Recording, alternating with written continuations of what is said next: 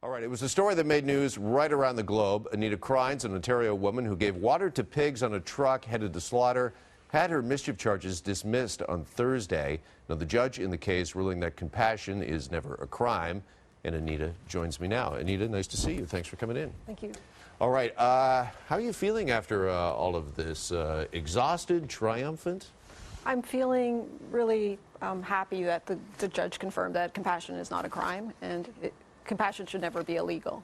Mm-hmm. And we continue to give water to thirsty pigs on the route to slaughter. I want to go over the decision because the judge in this case had some pretty tough words, despite the fact that you won, for your lawyers who at one time compared you in the trial to Gandhi and Nelson Mandela.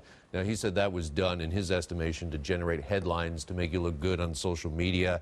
Your lawyers also, during the case, compared you giving water to these pigs to Hungarians giving water to Jews headed to concentration camps. The judge calling that offensive in his decision. What's your response to all that? Well, I think that animal rights is as important a cause as any others. It's a cause that is at the forefront of so many people's minds now. The world is changing, and I think the case has been somewhat disappointing because the judge continued to say that pigs and other animals are property, including dogs and cats. And I think the legal system has to catch up with the ethical system.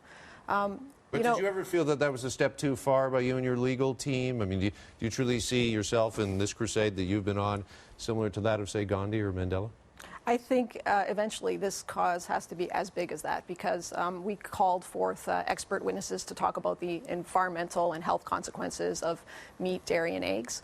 And if you want to solve problems like global climate change, you have to address animal agriculture. And we really need to shift towards a plant-based economy.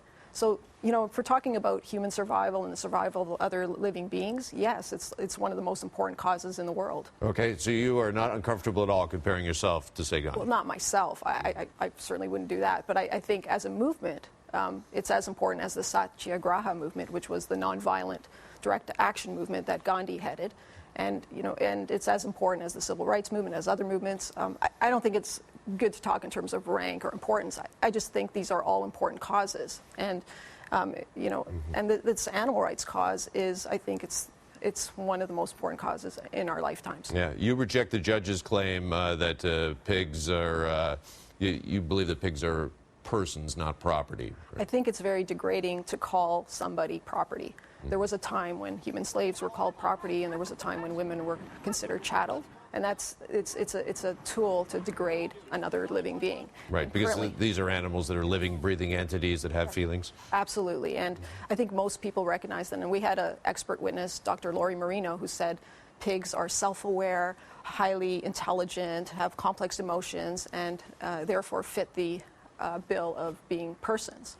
And I think most people understand that, you know, pigs are different from a toaster, and in our legal system, corporations have the status of persons. So there's something wrong when, you know, animals don't. What would you say to farmers and others who are concerned that your acquittal yesterday means producing safe, quality food is in jeopardy more today than it was yesterday?